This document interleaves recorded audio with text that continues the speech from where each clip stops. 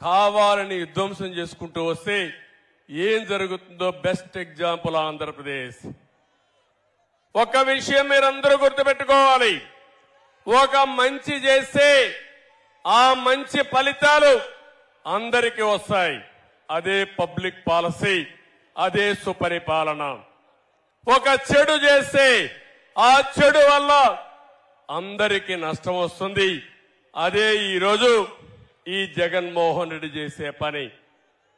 ఒక్క ఛాన్స్ అన్నాడు, ఒక్క ఛాన్స్ పాపానికి రాష్ట్రం 30 సంవత్సరాలు వెనక్కెళ్లిపోయే పరిస్థితి వచ్చింది. అందుకే నేను పవన్ కళ్యాణ్ గారిని మనస్ఫూర్తిగా అభినందిస్తున్నాను. ఒక మాట ఆయన చెప్పాడు, నవ్ ఆర్ నెవర్. ఇప్పుడు గాని మనందరం కలవకపోతే, వైసీపీ వ్యతిరేక ఓటు చీలకుండా కాపాడుకోకపోతే ఈ రాష్ట్రాన్ని కాపాడలేమని బేషరతుగా ముందుకొచ్చిన వ్యక్తి పవన్ కళ్యాణ్ గారు. దానికి మనస్ఫూర్తిగా అభినందిస్తున్నానని చెప్పి మీకు తెలియజేస్తున్నా. ఇంకొక మాట కూడా చెప్పాడు,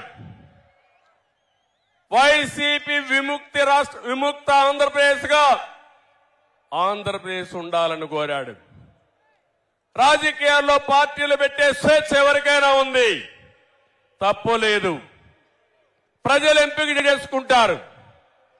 కానీ రాష్ట్రాన్ని సర్వనాశనం చేసే హక్కు మాత్రం ఎవ్వరికీ లేదు.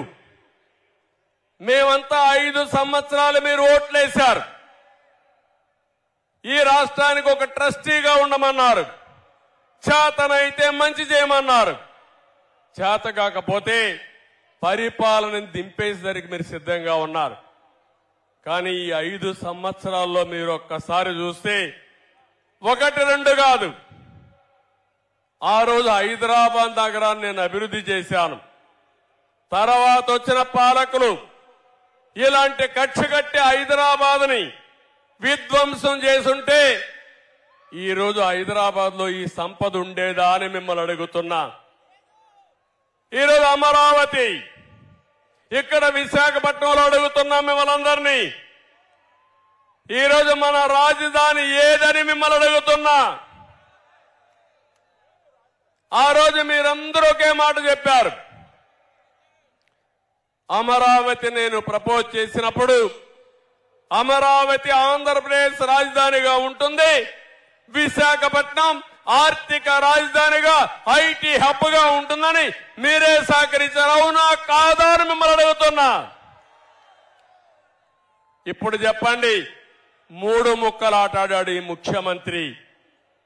అమరావతిని సర్వనాశనం చేశాడు ముఖ్యమంత్రి.